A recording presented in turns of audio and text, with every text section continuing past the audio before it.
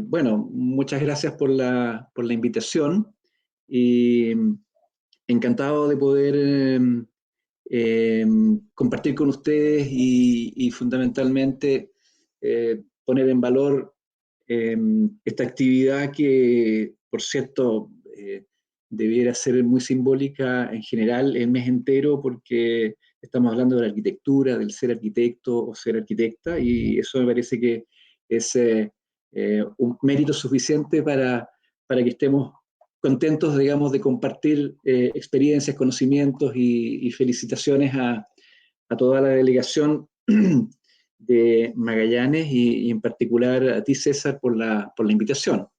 Y bueno, voy a tratar de ser breve y conciso en compartir algunos elementos que creo que pueden ser de interés, fundamentalmente desde mi doble militancia. Por un lado, estoy como presidente del Consejo Nacional de Desarrollo Urbano, pero por otro lado, siempre me he sentido profundamente magallánico y por eso mi presentación básicamente va a redundar en mostrar de alguna manera los desafíos o los temas o los tópicos de discusión que están en proceso a nivel nacional desde el punto de vista de las ciudades y sus desafíos, y finalmente con algunas reflexiones que creo que pueden ser de interés compartir y a lo mejor tienen un sesgo más personal.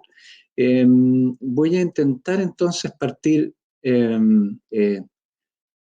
compartiendo, a ver si tengo éxito.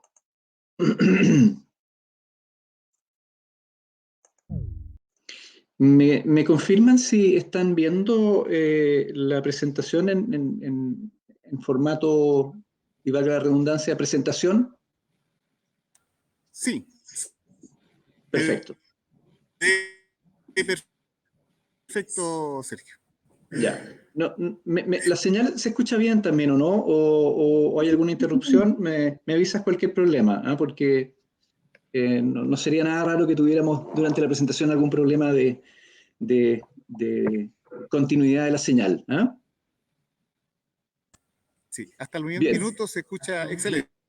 Perfecto. Bueno, como les había dicho, mi interés es partir primero conversando y planteando algunos desafíos por parte del Consejo Nacional de Desarrollo Urbano, que yo creo que es bueno de alguna manera entender qué es lo que es el Consejo Nacional de Desarrollo Urbano. El Consejo Nacional de Desarrollo Urbano surge con la Política Nacional de Desarrollo Urbano, que en Chile se publica el año, o entra en vigencia el año 2014. Hay que decirlo después de una larga y prolongado devenir de las ciudades sin una política nacional de desarrollo urbano, ¿no? Lo que en sí ya refleja o puede explicar muchas de las cosas que hoy día dentro del desarrollo urbano en general de las ciudades chilenas nos parece que son críticas y que merecen mayor atención. Pues bien, esta es una política relativamente joven y es importante porque la política de alguna manera fija como los principios, los valores que busca el desarrollo de la política pública en torno a la ciudad, ¿ya? Y esta política, para quienes a lo mejor no la conocen, tiene 5 directrices que están ahí descritas en la imagen, fundamentalmente hacer que las ciudades logren combatir los problemas de segregación y tener mayor integración social, poder asegurar un desarrollo económico, pero siempre en un marco de equilibrio ambiental, como 2 elementos muy importantes que en ninguna de las políticas antiguas chilenas aparecía, es la identidad y el patrimonio como un valor importante de nuestras ciudades, y la necesidad de avanzar hacia una mejor institucionalidad y gobernanza, cosa que todavía probablemente estamos en deuda. Esta política tuvo una singularidad y es una singularidad que tiene, digamos, yo diría, una marcada diferencia con otras políticas nacionales de otros países vecinos, y es que creó el Consejo Nacional de Desarrollo Urbano. Y el Consejo Nacional de Desarrollo Urbano es como una instancia que agrupa, en este caso, a 31 integrantes que provienen del mundo público, del mundo privado, el mundo académico y de la sociedad civil también.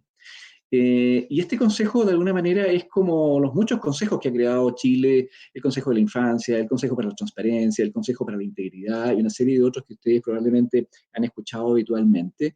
Y tiene una singularidad la configuración de los consejos, porque los consejos no son necesariamente instituciones que están, por decirlo así, en la primera línea de ejecución, sino que de los desafíos, los problemas, las urgencias cotidianas, sino que están un poquito más retirados del devenir de la ciudad, lo que le permite de alguna manera poner foco en aquellas materias que van más allá, digamos, de resolver las urgencias y que probablemente en la mayoría de los casos son las cosas importantes, profundas o los desafíos que tienen las ciudades en Chile para el futuro. Por tanto, el Consejo, de alguna manera, tiene ese espacio que es muy relevante, que permite mantener permanentemente una reflexión respecto de cómo lo estamos haciendo en las ciudades o qué debemos prepararnos para el futuro.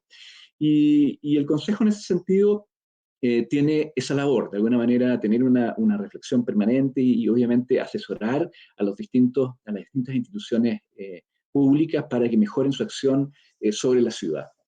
El Consejo desde su creación ha elaborado una serie de documentos que ustedes pueden ver ahí en la pantalla. Son todos documentos que yo voy a repasar muy brevemente porque su extensión podría ser a lo mejor parte, o sus detalles podrían ser parte a lo mejor de la conversación posterior, pero yo creo que es importante mostrarlo en el sentido de que el Consejo ha sido de alguna manera quien detona una serie de cambios importantes, otros esperados, y a lo mejor algunos que ocurrirán en el mediano o largo plazo, partiendo por la definición de una política de suelo. Esto ha sido importante porque ha llevado a algunas modificaciones legales significativas y donde se ha advertido que el Estado tiene que tomar un rol más protagónico en lo que es la política de suelo. Cuando hablamos de política de suelo es cómo el Estado llega, cómo el Estado accede a suelo adecuado para resolver los problemas tanto de servicios como de viviendas sociales y otras necesidades. También puede ser infraestructura pública, llámese un parque, o puede ser sencillamente vialidad estructurante. Este documento es del año 2015 y un documento bastante importante. Sugiero leerlos para quienes les interesa, digamos, aquellas materias vinculadas a la relación entre el Estado y el acceso al suelo en las ciudades. Otro documento interesante, se publicó el año 2019, fue un llamado fundamentalmente a asegurar la integración social en las ciudades chilenas, ¿no? Partiendo sobre la base de que los datos que nosotros mismos hemos levantado a través del CIEDO, de lo cual me voy a explayar probablemente más adelante un poquito más, demuestran que no hay, de las 117 comunas chilenas que nosotros evaluamos, ninguna de ellas reúne las condiciones de integración social que debieran tener, ¿ya?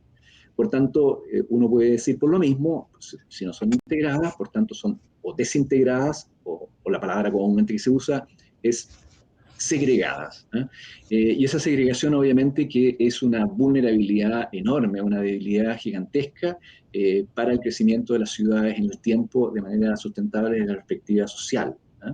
Pero también en lo personal creo que desde el punto de vista económico y también ambiental. Este documento también está disponible y es interesante desde esa perspectiva. Otro documento que hemos publicado también el año 2019 es cómo verselas con los problemas desafiantes permanentemente de la densificación, ¿ya? Las ciudades necesitan procesos de densificación virtuosos, ¿ya? Pero la palabra equilibrio, que de alguna manera debiera ser aquella que define la virtuosidad de un proceso o limita la virtuosidad de un proceso de densificación no es fácil, ¿ya? Por tanto, el Consejo elaboró este documento y es una propuesta en la cual plantea que efectivamente las ciudades chilenas necesitan seguir procesos de densificación. Es el camino, no solamente es una definición del Consejo, sino que es una definición de todo lo que hay hoy día en la bibliografía y en las políticas públicas internacionales, especialmente frente al cambio climático, que afirman que las ciudades deben tener procesos internos de enriquecimiento y procesos de densificación para oponerse a los procesos de expansión que ponen en juego todos los ecosistemas que prestan sus servicios ambientales precisamente incluso frente al cambio climático. Este documento lo que explica es cómo en el fondo las ciudades deben proponer procesos de densificación, pero atendiendo precisamente no superar aquellos límites que hacen que efectivamente la densificación, que es un proceso en general positivo, se transforme en una amenaza que destruye los barrios, que destruye las ciudades y que puede ser en muchos casos irreversible. Este documento está acompañado de una guía que ustedes ven en el costado inferior derecho, que es como un manual para poder determinar la altura de las edificaciones, que ha sido una discusión prolongada en Chile y entre los urbanistas también, pero finalmente nos pudimos poner de acuerdo entre todos los actores cuál era la sugerencia en el fondo para poder, o la herramienta más adecuada para poder determinar la altura, fundamentalmente que establecen los planes reguladores. Es una guía muy bien hecha desde el punto de vista gráfico. Yo les sugiero que puedan bajarla, está en la página del Consejo Nacional de Desarrollo Urbano, y es muy interesante porque es bastante didáctica y ha tenido una implementación ha tenido una aceptación bastante interesante en el mundo del urbanismo, incluso internacionalmente ha sido destacada como una herramienta muy útil para la definición efectivamente de las alturas en las ciudades. Cosa que todos sabemos que es un conflicto, que es un problema, pero necesariamente la densificación tiene que darse, pero tiene que darse de manera armónica, equilibrada, con integración social, creando obviamente cohesión comunitaria y en ningún caso obviamente poner en riesgo ni el patrimonio ni la sustentabilidad de los lugares donde se desarrolla, ¿no? Por tanto, esta no es una receta única, esto está obviamente dependiendo de las singularidades de cada ciudad. También el Consejo planteó y hemos insistido en forma redundante sobre este tópico. Esperamos que en breve, ojalá, la ley que actualmente está en discusión en el Senado sobre integración social pueda incorporar esta necesidad de que los instrumentos en Chile de planificación urbana, entiéndase planes reguladores, intercomunales, comunales o metropolitanos o sencillamente seccionales, ¿ya? Puedan elaborarse en plazos prudentes. Nosotros hemos planteado en un máximo de 2,5 años, lo que dista mucho de la media. En Chile, para que ustedes sepan, la media, el promedio de duración de elaboración y aprobación de un plan regulador es de 8 años, ¿ya? Por tanto, estamos hablando de un promedio, o sea, podemos imaginar que hay muchos planes reguladores que han excedido mucho más allá de los 8 años para ser aprobados, lo que significa que cuando entra en vigencia ya está desactualizado. Por tanto, nosotros planteamos que es perfectamente factible reducir ese tiempo a 2 años y medio a través de distintos dispositivos. Algunos son fundamentalmente más eficiencia en el proceso administrativo, pero fundamentalmente también con la gradualidad, que es un concepto bastante más complejo, quizás podamos discutirlo con más detalle si a alguien le interesa, sin lesionar en ningún caso ningún espacio de participación ciudadana, que es lo más importante, y creemos que esto es necesario hoy día en Chile si queremos transformar nuestras ciudades. Significa que todo eso va a bajar a través de los planes reguladores, pero si nuestros planes reguladores se están transformando en un taco que impide efectivamente su implementación, probablemente todo lo que hagamos como política pública no va a tener efecto en lo inmediato. Otro elemento que hemos planteado también con mucha preocupación es la incorporación adecuada de los riesgos en la planificación urbana. Y aquí hemos sido bastante insistentes también en que hay que modificar la Ordenanza General de Urbanismo y Construcciones, al igual que la ley, porque hoy día lo que está ocurriendo es que los instrumentos de planificación territorial no están bajando adecuadamente las zonas de amenaza e incluidos los riesgos con sus vulnerabilidades en los instrumentos de planificación territorial.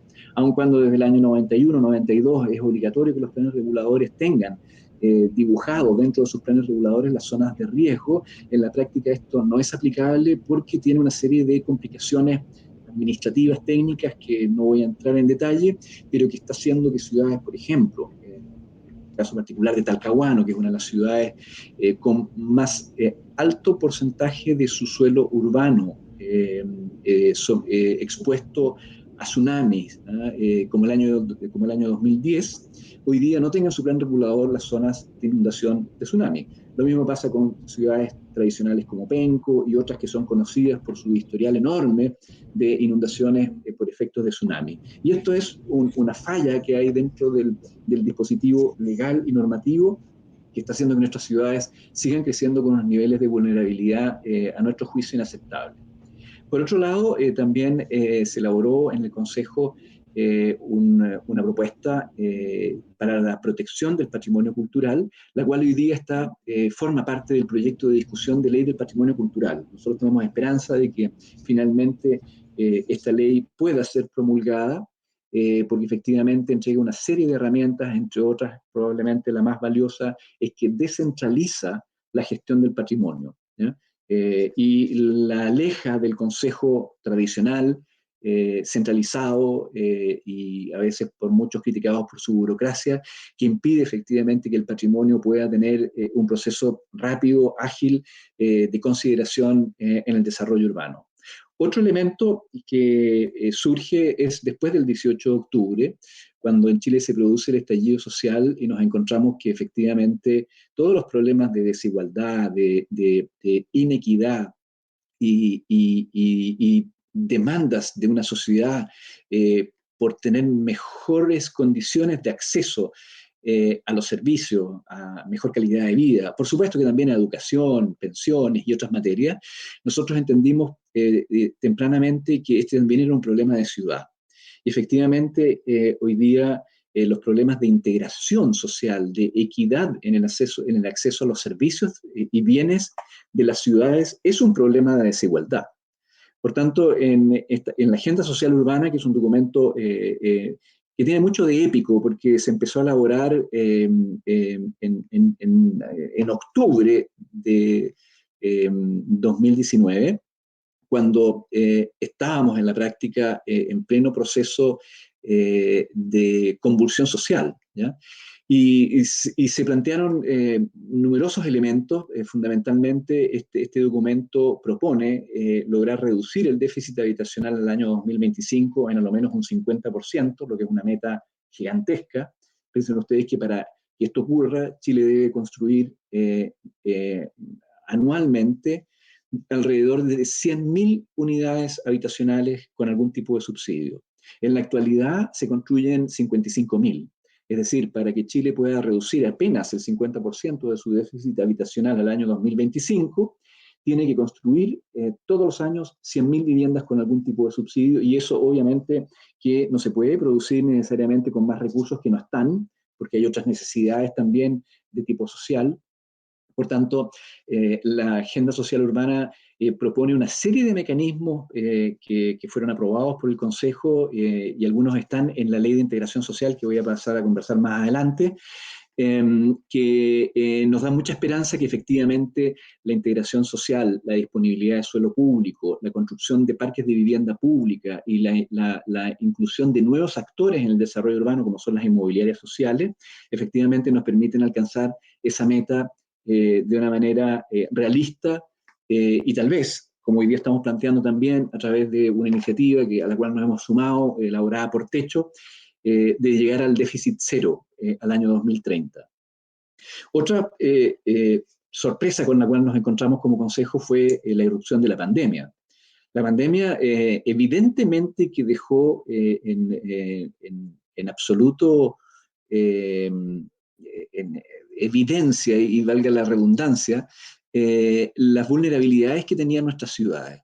Y las vulnerabilidades fundamentalmente estaban en que las personas con mayores índices de contagio precisamente provenían de aquellas comunas donde había mayor hacinamiento, mayor déficit habitacional, menor acceso a los servicios públicos, mayor dependencia de un transporte público y por otro lado con campamentos. Por tanto, todo lo que yo he mencionado son problemas de ciudad.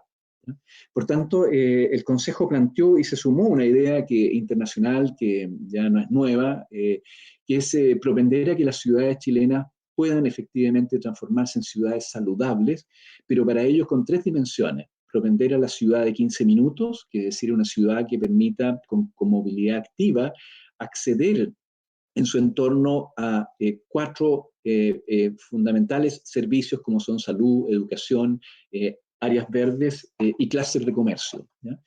Esto no es sencillo. ¿Eh? Es sencillo para ciudades intermedias y probablemente Punta Arenas reúna una buena parte de esas condiciones. Pero la mayoría de las ciudades que son intermedias mayores o áreas metropolitanas en Chile no cumplen con esta condición, lo cual hace efectivamente que barrios completos queden monofuncionales y que ante situaciones de emergencia como una pandemia, pero también puede ser un terremoto, o quién sabe lo que ocurra en los próximos años, o sencillamente por mejorar la calidad de vida de un barrio, es necesario efectivamente impulsar procesos de descentralización de los servicios, que nosotros hemos llamado, bajo la lógica de la ciudad, o barrios de 15 minutos. También este documento habla de cómo movernos hacia una movilidad sustentable, descarbonizada, que es fundamental, o como es las transformaciones de las ciudades para reducir en el fondo los altos índices de contaminación. No es el caso de Punta Arenas, pero piensen ustedes que todas las ciudades inmediatamente un poco más al norte, de Punta Arenas, hablamos de las regiones de Aysén, hasta la región del Biobío, las ciudades presentan elevadísimos niveles de contaminación producto de la combustión de leña. Y eso está redundando en efectivamente que las ciudades sean vectores de deterioro de la salud de las personas. Recientemente hemos publicado otro documento que también tenemos esperanza de que sea incorporado en la Ley de Integración Social, y es la necesidad de una ley de regeneración urbana. ¿Esto qué significa? La ciudad cuando va evolucionando, evidentemente que va sufriendo distintos procesos, algunos acumulados por el pasado, como son los procesos de construir barrios con grandes déficits de ciudad, donde no hay áreas verdes, donde no hay servicios, donde efectivamente las características de esos barrios son de estándares muy bajos, pero por otro lado también sectores de la ciudad que empiezan a sufrir procesos de obsolescencia funcional, producto de la antigüedad, producto del abandono, producto de la falta de inversión o sencillamente del deterioro de la arquitectura porque cumple su ciclo de vida. En Chile, a diferencia de la mayoría de los países internacionales y sobre todo aquellos que nosotros admiramos, cuentan con leyes robustas de regeneración urbana que permite fundamentalmente que el Estado, a través de sus municipios, los gobiernos regionales, a través ahora de sus gobernaciones, como también los distintos servicios públicos puedan actuar concertadamente dentro de polígonos necesarios de revertir procesos de deterioro. ¿Ya? Esto es largo de explicar, pero fundamentalmente nos ha parecido que es una necesidad urgente para las ciudades chilenas, producto precisamente de que tenemos un déficit habitacional superior a las 500.000 viviendas en Chile, ¿ya?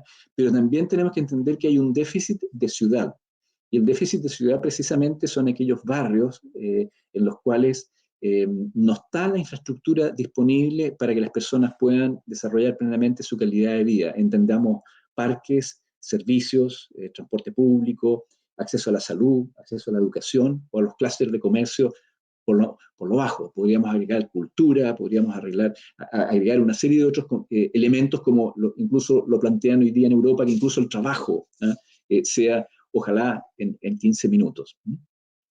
Y finalmente, 3 documentos que estamos en este minuto en la parte final de su elaboración. Uno tiene que ver con cambio climático. Chile apuesta a que el año 2050 sea un país carbono neutral. Nosotros como Consejo planteamos que las ciudades al año 2050 tienen que ser carbono neutrales, ¿ya? Y resilientes, por cierto. Y ese es un documento que esperamos aprobarlo el 23 de septiembre, que es la fecha en la cual el plenario va a sesionar, y creemos que va a ser un importante aporte para la discusión precisamente sobre cambio climático que se está llevando hoy día en el país. Por otro lado, estamos trabajando en ver cómo incorporar a la discusión constitucional aquellos elementos que son vitales para tener mejores ciudades, ¿ya? Y allí tenemos una genuina y legítima aspiración de poder en el mes de octubre entregarle a la Convención Constitucional una propuesta de cómo incorporar aquellos elementos que son esenciales en una constitución para que en el fondo la constitución no sea un obstáculo en primer lugar para tener mejores ciudades, mejores proyectos de ley, mejores planes, programas, sino que también resguarden aquellos derechos que son importantes para que las ciudades efectivamente sean un vehículo de mejoramiento de la calidad de vida. Y un último documento que tenemos es el de espacio público, que es un documento muy interesante que plantea en el fondo, y no está todavía aprobado, estamos en la etapa de discusión de él, es cómo cambiar efectivamente el rol del espacio público, no necesariamente destinado fundamentalmente al transitar, sino que también al ser un espacio de convivencia social, que nos permita efectivamente recuperar el sentido colectivo que tiene el uso del espacio público. Todos estos documentos están disponibles, salvo los 3 últimos que ustedes ven sin imágenes, son documentos que están en proceso de elaboración, pero los anteriores están todos subidos en la página web y para quienes les interese están ahí disponibles, los pueden bajar y seguramente de acuerdo a los temas de cada cual le parezca más interesante, puede encontrar ahí bastante información y lo interesante es que tiene muy buenos datos respecto del diagnóstico, ¿no? De manera que eso siempre es importante también destacarlo. También como Consejo hemos partido una cruzada de descentralizar el Consejo, ¿no? El Consejo Nacional tiene obviamente una misión nacional porque está cerca, digamos, de quien hoy día toma las decisiones, pero el país se está descentralizando y se está regionalizando. Las recientes elecciones de gobernador es una muestra clarísima de eso. Y lo que nosotros hemos planteado y vamos avanzando paulatinamente es en la creación de consejos de desarrollo urbano, pero regionales, ¿no? Donde exista un espacio de discusión permanente de política pública que lo presida obviamente el gobernador o la gobernadora, con todo nuestro patrocinio como Consejo Nacional, para que efectivamente en las ciudades se dé un espacio de reflexión, de mirar hacia el futuro, de propuestas, de evaluación, de asesorar en el fondo a las autoridades en lo que es el desafío gigantesco que tenemos por delante de mejorar nuestras ciudades y particularmente en un país donde su geografía es extremadamente diversa y sus ciudades también.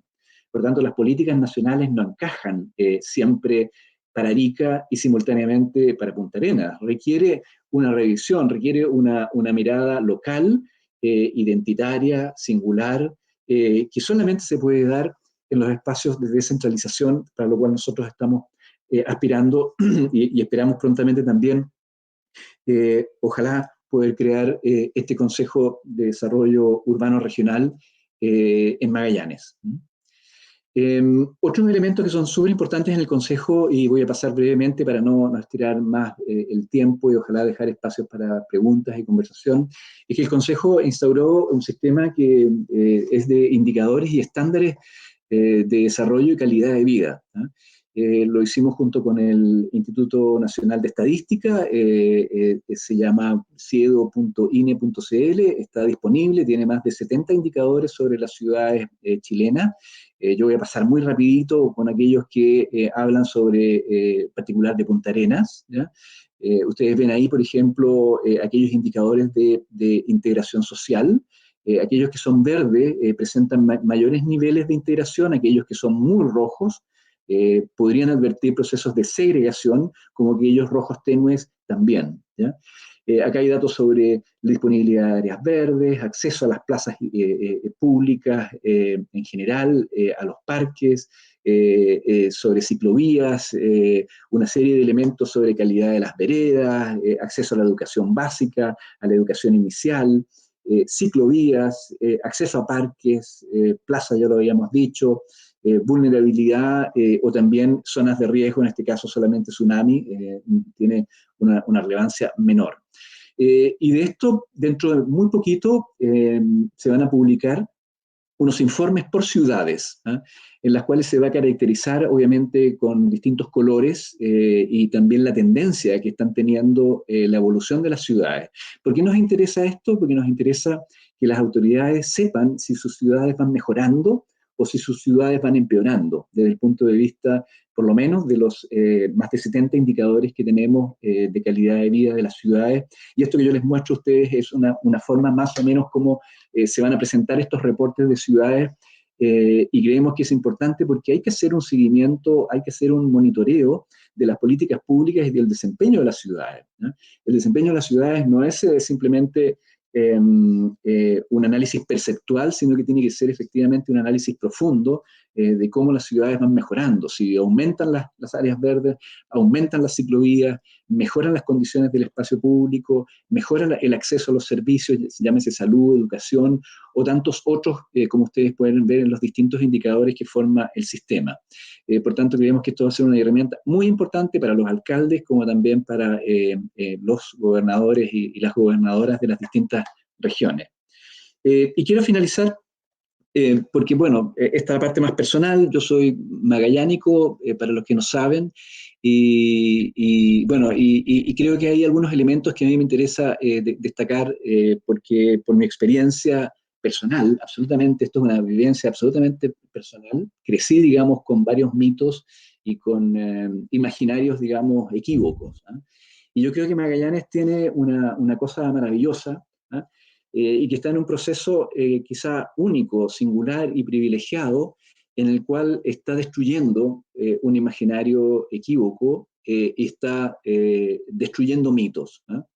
Aquel mito más conocido y que nos acompañó por varios años es de que Magallanes era una tierra miserable y desolada, ¿eh? Esto lo dijo Charles Darwin. No es y así como lo dijo Charles Darwin, lo dijeron una serie de otros navegantes que llevaron a tener la percepción de que Magallanes y la Patagonia era una tierra inhóspita, una tierra sin posibilidades de desarrollo y una tierra extrema donde efectivamente incluso no se podía dar la vida civilizada, ¿ya? Yo creo que no solamente se equivocó Charles Darwin, sino que precisamente aquello que él vio como elementos desoladores, incluso para ellos miserables, se han transformado en el principal patrimonio que tiene Magallanes para la Tierra, ¿ya? Magallanes es un relicto de la naturaleza, del paisaje, de la biosfera extraordinario, ¿ya? Y efectivamente eso hoy día se está transformando convulsionadamente, y eso es una amenaza, en un punto de enorme atracción para su desarrollo fundamentalmente turístico, pero también como marca y también como un espacio singular para distintos desarrollos. Por tanto, aquí simplemente quiero comentar que tenemos que ser cuidadosos, advertir que Magallanes es un tesoro que hay que cuidar, y no es un tesoro para los magallánicos, sino que es un tesoro para el mundo, ¿ya? Por tanto, aquí ese es el primer mito, ¿ah? Que nos acompañó por muchos años y para quienes nacimos allí, bueno, hace muchos años ya, por cierto, vivíamos siempre de alguna manera con el estigma de una ciudad, un territorio remoto, alejado, desolado y muchas veces incluso ninguneado, ¿ah? Yo estudié en Valparaíso y cuando mis compañeros hablaban de Punta Arenas, lo hacían básicamente imaginando un pueblo del oeste con apenas mínimos signos de civilización, ¿ya? No cambió mucho cuando fue a Europa, porque en Europa también la percepción que hay de Tierra del Fuego es que es uno de los lugares más desolados del mundo y del planeta. Otro de los mitos con los cuales yo crecí es que Punta Arenas nunca crecía, ¿no? Que era pequeño. Teníamos el fantasma de que siempre queríamos ser más grandes y mirábamos los censos con pasión y con ansiedad, tratando de ver cuánto habíamos crecido. Y nunca crecimos mucho. De hecho, la población de Magallanes se ha mantenido relativamente estable, pero precisamente ese es un mito, ¿no? Es un imaginario equívoco. Lo más extraordinario que puede cuidar precisamente el territorio y la Patagonia es una baja densidad de ocupación, porque precisamente es esa baja densidad de ocupación la que limita con la capacidad de ocupación y de carga de un territorio frágil, que por otro lado ha llevado que Punta Arenas figure como las ciudades con mejor calidad de vida dentro de Chile, ¿ya? Por tanto, precisamente aquí hay que revertir el mito o la ansiedad desesperada de crecer y crecer y crecer y ser cada vez más grande por efectivamente tener mejor calidad de vida y ojalá no ocurra que nunca seamos un área metropolitana, porque probablemente eso va a ser el principio del fin de un frágil ecosistema que hoy día protege y que demuestra tener excelentes estándares de calidad de vida de acuerdo a los indicadores que han publicado organismos como la Universidad Católica, que es el ICBU, o de Bienestar Territorial, o como los propios indicadores del CIEDO. Otro de los grandes mitos es la lejanía, el enclaustramiento, ¿ya? Yo crecí entendiendo que Punta Arenas era una isla prácticamente alejada del propio país, ¿ya? Y donde todos nos quejábamos de que no teníamos acceso a la cultura, que no teníamos acceso a ciertos bienes, a ciertos privilegios, etcétera, que hoy día efectivamente ha cambiado absoluta y radicalmente. Hoy día, una persona que vive en el centro de un departamento en Nueva York puede comprar las mismas cosas que puede comprar cualquier magallánico, ¿ya? Fundamentalmente por el comercio electrónico, finalmente puede acceder a la cultura que quiere del tipo, desde el punto de vista virtual, y tan así como podemos estar conversando hoy día nosotros a distancia sin el problema de la geografía. Por tanto, el mito de la lejanía y el enclaustramiento, la verdad que lo único que ha hecho es defender estos territorios maravillosos y que nos permiten selectivamente acceder a lo mejor del planeta y tal vez incluso evitar lo peor del planeta. Otro elemento que también es un gran mito es de la habitabilidad, ¿ya? El plano que yo les muestro allí es de Butland del año 57, en el cual el geógrafo inglés determinó las posibilidades de vida que habían y de habitabilidad que había en el territorio. Gran parte de los territorios de Magallanes quedaron condicionados a la habitabilidad, ¿ya? Pero es probablemente esas limitaciones de habitabilidad que tiene el territorio es que hoy día, inexplicablemente, cuando nos quejamos o nos quejábamos del viento, de las bajas temperaturas y de lo agreste del clima, es probablemente lo que va a transformar a Magallanes dentro de poco con los potenciales eólicos que tiene, para muchos, en el Dubái del planeta, porque probablemente el hidrógeno verde se produzca en Magallanes y va a ser, como se ha dicho en los estudios, no me quiero tampoco comprometer con algo del cual no soy especialista, pero con los costos más bajos de producción de uno de los combustibles más potentes para evitar el cambio climático. Por tanto, aquello que nos ha molestado, aquello que nos ha jorobado, digamos, la calidad de vida probablemente sea la principal fuente de sobrevivencia y de desarrollo para tener un territorio sustentable y de mejor calidad de vida. Otro de los prejuicios con los cuales yo particularmente no crecí, pero siempre escuché, es del salvajismo y la barbarie de los pueblos originarios.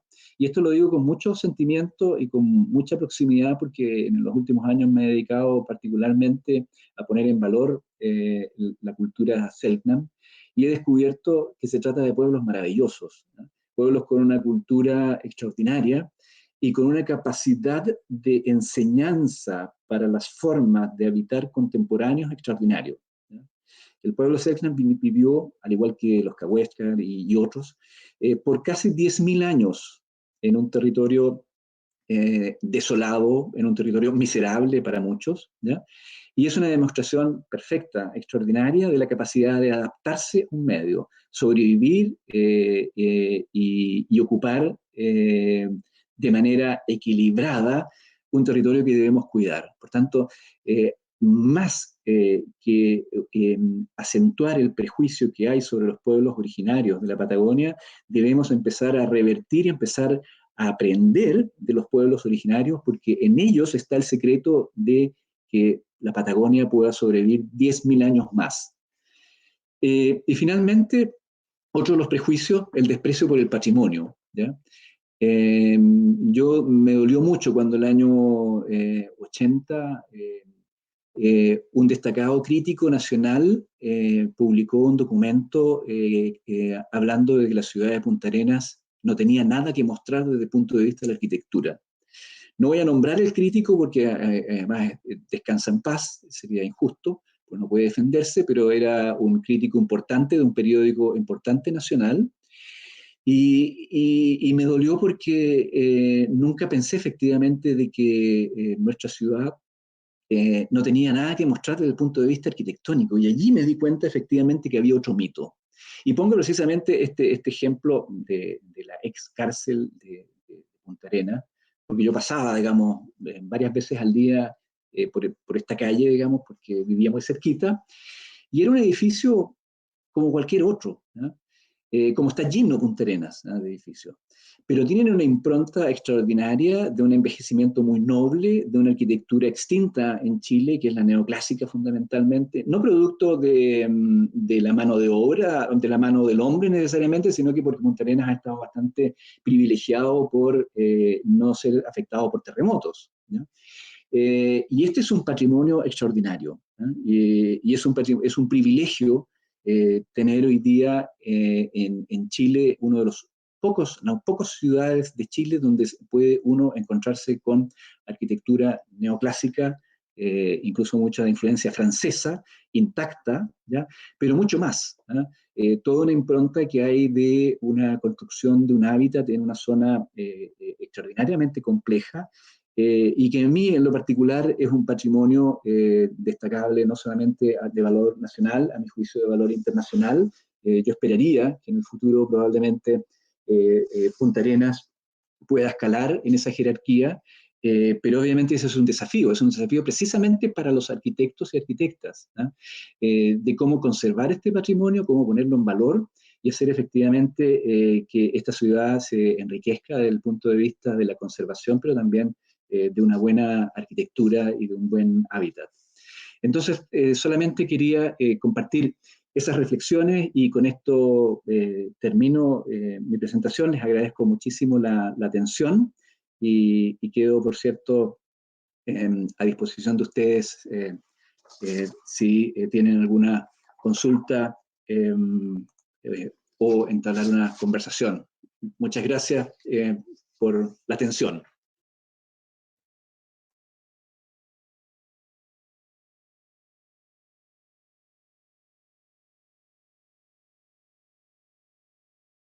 No tenemos audio, César. ¿César? ¿Se escucha, Sergio? Ahora sí, sí. Perfecto. Voy a aprovechar de mostrarte al público y ojalá que puedan prender las luces, por favor, para que vean nuestro público, que te van a dedicar de nuevo el aplauso.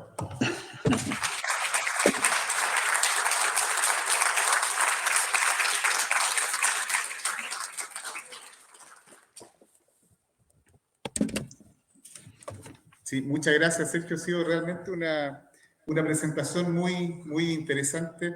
Yo creo que también ha sido una presentación muy cercana. Es una cosa muy particular. A mí me sucede algo muy especial.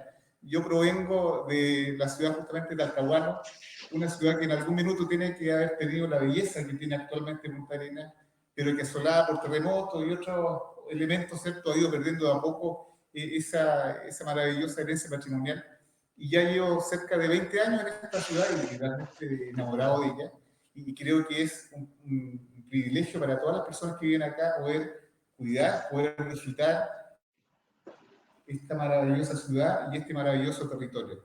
Así que en ese sentido yo quiero agradecer esta presentación, Sergio.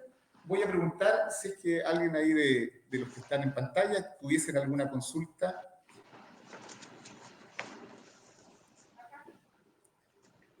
Por supuesto, le voy a pedir si por favor puede venir acá adelante alguien desde el público, por favor.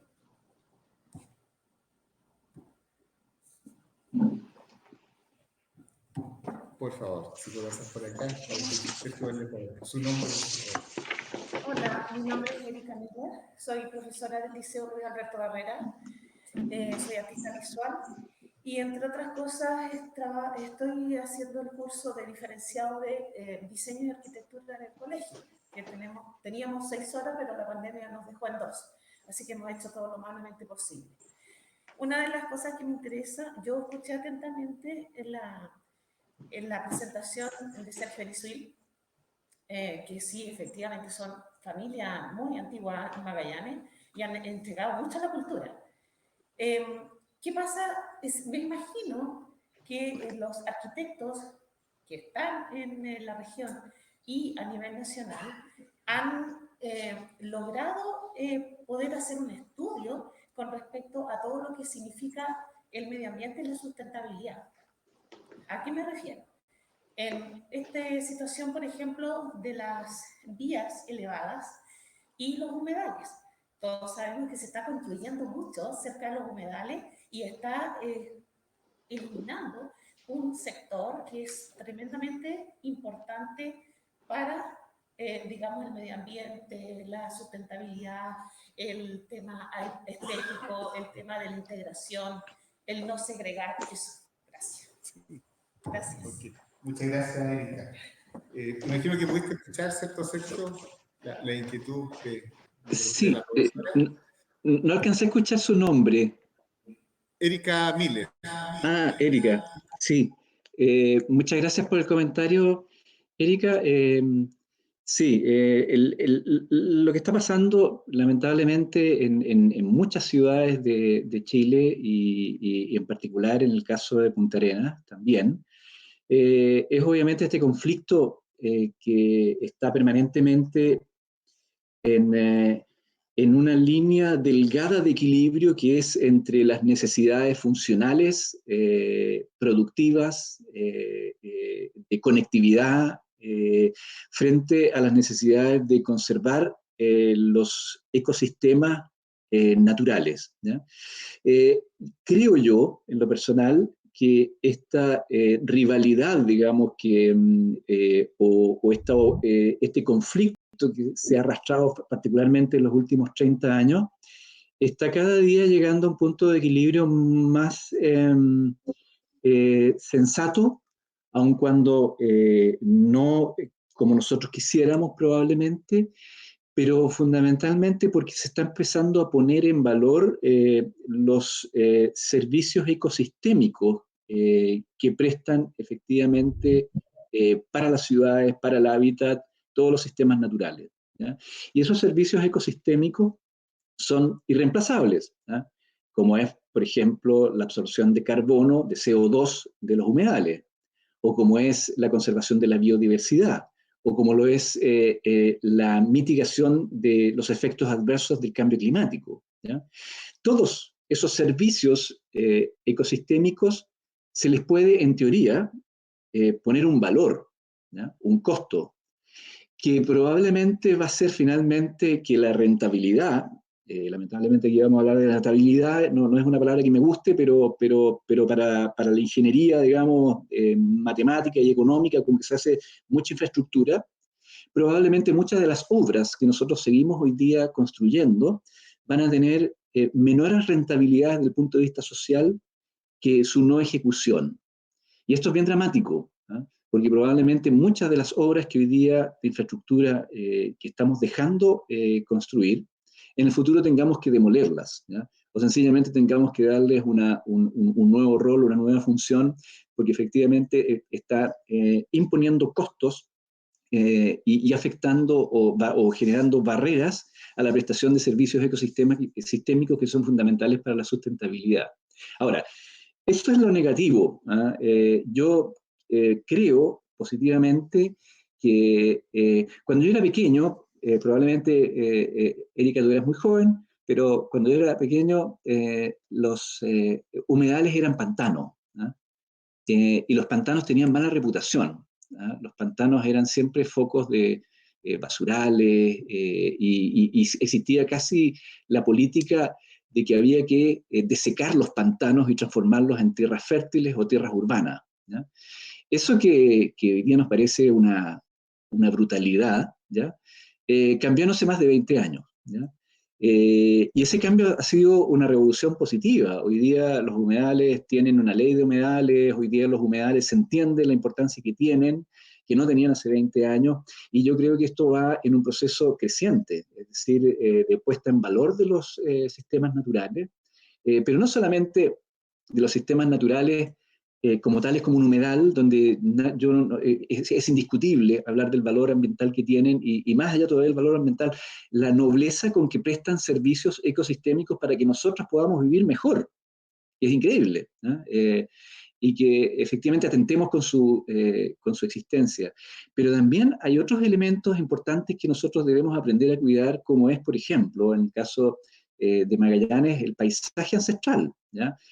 Yo he sido muy crítico, por ejemplo, de la sobreconstrucción que ha tenido toda la costanera de Magallanes, ¿ya? Una costanera que se ha llenado de hormigón, ha impermeabilizado los suelos, ha construido todo tipo de maquinarias y artefactos para no ver el estrecho de Magallanes y no poder tocar la arena, no poder tocar el agua que navegó Hernando de Magallanes o las aguas que tocaron ancestros hace 10.000 años. Entonces, en la construcción, la destrucción del paisaje natural es también un elemento que yo veo con riesgo, ¿ah? Y que creo que en Magallanes también, al igual que muchas otras ciudades de Chile, tienen que empezar en un proceso inverso, ¿ah? La naturaleza hay que dejarla lo más prístina y lo más intacta posible, y vivirla como tal, ¿ah? La multicancha y otros elementos, las máquinas de ejercicio y otras pueden instalarse en otros lugares, pero no obstaculizando el principal patrimonio, que en este caso cercano, visible, que tiene la ciudad de Punta Arenas, que es su estrecho de Magallanes. Yo hace muchos años ya no puedo acceder a caminar por la arena, ¿ya? Porque efectivamente hay una serie de infraestructura que tiene aparentemente cierto sentido social, y yo comparto eso, ¿ya? Pero está mal conjugado, ¿ya? Entonces, hay que también entender que el paisaje de Magallanes, como el paisaje de todos los territorios, es un paisaje ancestral, que es un paisaje valioso. Veamos las discusiones que hay hoy día, afortunadamente, sobre las construcciones en el borde costero, en la zona central, donde se han querido construir hoteles, en roqueríos que son extraordinarios y que ofrecen infinidad de otras posibilidades de disfrutar la belleza, y no necesariamente pagando un cuarto en un hotel. Entonces, hay una serie de resabios todavía que conservamos de una lógica transformadora del entorno, dentro de las cuales califican los sistemas naturales, por cierto, la naturaleza en su conjunto, con todos sus ecosistemas, pero a mí en particular también me preocupa el paisaje, ¿ah? Y creo que la protección del paisaje en Magallanes debiera ser una tarea urgente, para evitar efectivamente que las amenazas de la revolución transformadora, bajo el eslogan de mejor calidad de vida, más equipamiento, termine destruyendo precisamente aquellos que queremos cuidar. Entonces ahí hay yo comparto plenamente contigo, Erika, la preocupación de los humedales, pero abramos también, y los invito a mirar otras cosas que a lo mejor no estamos mirando, y que a lo mejor nos vamos a dar cuenta de ello cuando sea demasiado tarde, ¿ah? Eh, y eso no es una crítica, bueno, sí, es una crítica, tengo que ser franco. Es una crítica a la sobreconstrucción del borde costero, que creo que tiene que empezar a tener procesos a la inversa, ¿no? Creo que tenemos que empezar a recuperar los paisajes originales y heredarle eso a nuestros hijos, a nuestros nietos.